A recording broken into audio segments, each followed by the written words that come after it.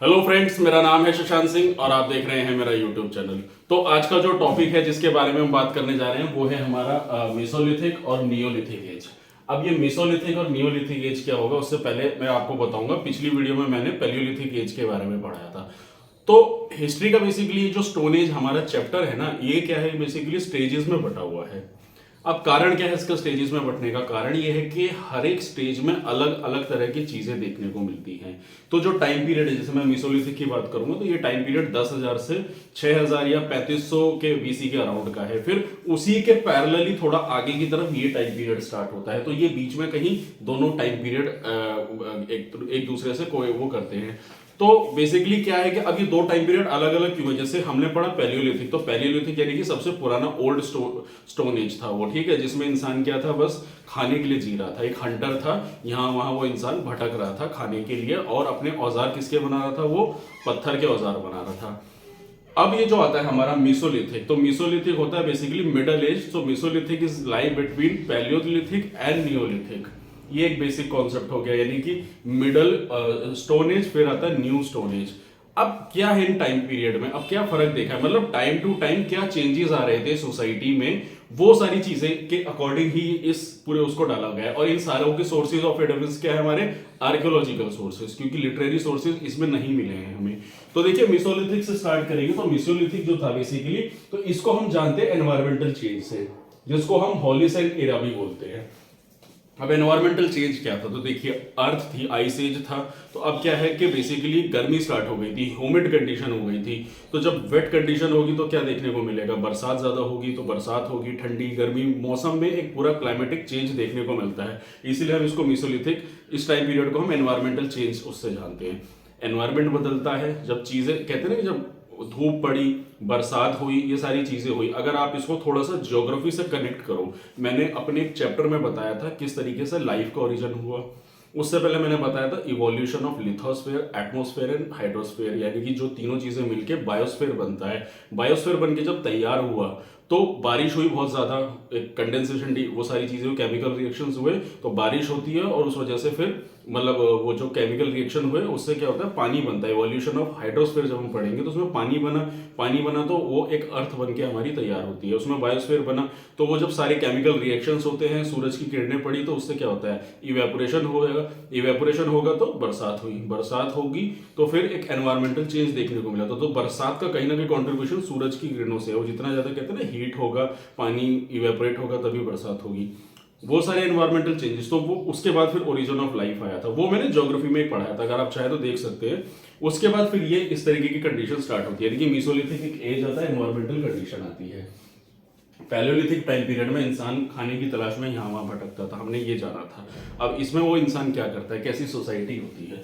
तो देखिए Hunter gathering, वही हंटिंग किया करता था इंसान, दिन भर यहाँ वहां भटका करता था खाने के लिए। लेकिन कुछ इंपॉर्टेंट पॉइंट्स जो आपको जो समझने पड़ेंगे, प्लांट फूड कलेक्शन, यानी कि पौधे, खाना, जो भी चीजें थी उसको वो कलेक्ट करके रखने लग गया था, क्योंकि उसको पता था ना तो वो उसको उगाने की समझ थी ना एग्रीकल्चर की समझ थी। इसमें कोई एग्रीकल्चर स्टार्ट तो हुआ नहीं था, तो इंसान दिन भर यहाँ वहां भटकता था और अपने खाने की तलाश में। तो उसको जो खाना हो गया, फ्रूट्स हो गए, और नॉन वेज के लिए अगर मान लीजिए किसी जानवर को मार के खा रहा है तो वो सारी चीजों को कलेक्ट करके रखने लग जाता है। उसके अलावा वो फिशिंग भी करता है, हंटिंग जो अभी मैंने आपको बताया, डोमेस्टिकेशन।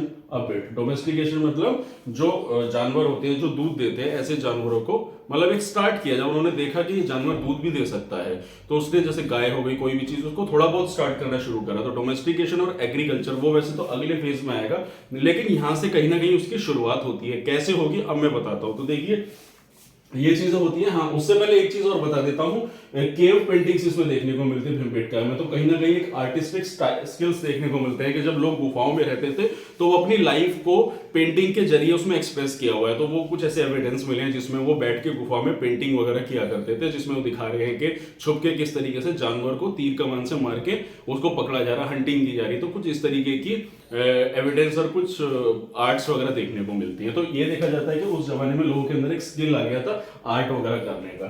तो अब आता है गैदरर टू प्रोड्यूसर। तो वो इंसान जो था, गैदरर यानी जो खाना इकट्ठा करने वाला, जो यहाँ वहां भटक रहा था खाने के लिए, और प्रोड्यूसर मतलब चीजों को पैदा करने वाला बन गया, जो अब आगे पढ़ेंगे न्यूलिथिक में। वो क्यों बना, पहले इसको समझ लेते हैं। तो देखिए क्या था, इंसान क्या था, एक हंटर गैदरर था, वो दिन भर यहाँ वहाँ भटकता था खाने की तलाश में। तो कहते हैं इंसान जितना भटकता है, जब इधर उधर भटकता है तो चीज़ों को क्या करता है, रिसर्च ही तो करता है। अगर आप इसको थोड़ा सा कनेक्ट करके देखो, कभी आपके घर के आसपास बंदर होंगे तो आप उनको कभी ध्यान से नोटिस करना है, क्योंकि बंदर भी तो कहते हैं कि हम इंसान जो है बंदर की प्रजाति से ही निकले। तो कहते हैं कि बंदर को कभी आप नोटिस करके देखना आसपास जब वो होता है, तो वो इंसान वो आज भी खोज करता रहता है, मतलब कोई भी चीज़ है उसको देखता है, ढूंढता है, कुछ ना कुछ उसमें रिसर्च ही करता है, वो दिखेगा आपको। और बाकी जानवरों में वो चीज़ आपको नहीं देखने को मिलेगी। बंदर ही एक ऐसा जानवर होता है जो चीज़ों को ढूंढता है, खाने की चीज़ों को, इधर उधर वो भटकता रहता है और चीज़ों को बड़े ध्यान से देखता है क्या है।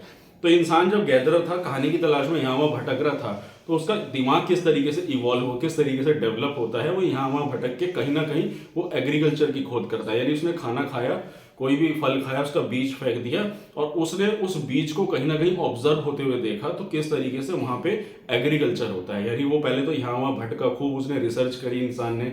तो जब वो यहाँ वहाँ भटकने के बाद जब उसने देखा कि एक जगह पे रह के, क्योंकि वो माइग्रेट कर रहा था ना, तो वो माइग्रेट कर रहा था, तो जब उसने देखा कि एग्रीकल्चर यानी कोई भी चीज की पैदावार हो रही है वहां पे, एक जगह में रह के बीज डाला गया, फिर साल भर वहां रुकना पड़ेगा, वो चीज पैदा होगी।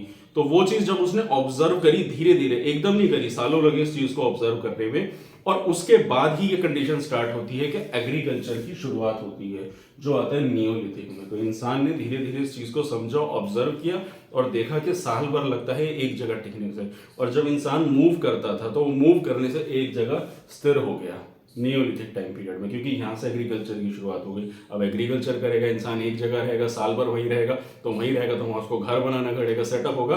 तो ये नियोलिथिक टाइम पीरियड में एक सिविलाइज सोसाइटी देखने को मिलती है। अब क्या होता है नियोलिथिक में, देखिए मैं वो बताता हूँ। तो नियोलिथिक एज जो था, it is a time period of innovation in technology. ये बहुत इंपॉर्टेंट पॉइंट है कि इनोवेशन यानी कि बहुत ज्यादा रिसर्च और इनोवेशन देखने को मिले इस टाइम पीरियड में। क्या इनोवेशंस थे, देखिए। पहला तो एग्रीकल्चर था, जो अभी मैंने आपको बताया, जो यहाँ पे शुरुआत हुई थी, फिर वो नियोलिथिक में बेसिकली देखने को ज्यादा मिला था। उसके अलावा पॉलिश्ड स्टोन टूल्स, यानी कि जो उसके औजार थे वो ज्यादा पॉलिश्ड और बहुत ही ज्यादा शार्प टूल्स देखने को मिलते हैं। उसके अलावा फूड प्रोडक्शन, यानी कि ये मैंने इसमें सॉरी लिखा नहीं, मैं इसको लिख देता हूँ आगे, एग्रीकल्चर। तो ये बेसिकली फूड प्रोडक्शन यानी कि एग्रीकल्चर सीख गया था वो अच्छे से। उसके अलावा पोट्री भी इसी के साथ शुरू होता है, यानी कि मिट्टी के बर्तन बनाने शुरू कर दिए थे इंसान ने। अब वो एग्रीकल्चर करेगा, एक्सेस में उसके पास सामान आएगा, खाना, उसको स्टोर करके भी तो रखना होगा ना, तो वो कहाँ रखेगा, वो मिट्टी के बर्तन बनाएगा। तो पोट्री भी एग्रीकल्चर के साथ ही आई थी। तो इनोवेशन इंसान ने क्या क्या किया, पहले उसने फायर का इनोवेशन किया, फिर एग्रीकल्चर और फिर पोट्री। इस तरीके से कुछ कंसिस्टेंट इनोवेशन से जो इंसान ने उस जमाने में किए। उसके बाद आते हैं फिर हाउसेस, उसने घर बनाने शुरू करे, कुछ सर्कुलर कुछ रेक्टेंगुलर शेप में घर बनाने शुरू करे। कुछ ब्रिक हाउसेस के भी एविडेंस मिले थे, तो कुछ वैसे घर वगैरह भी बनाने शुरू करे थे। और इस तरीके से नियोलिथिक टाइम पीरियड में इंसान एक हंटर गैदरर से इधर उधर घूमता हुआ वो एक सेटल्ड लाइफ में आ गया।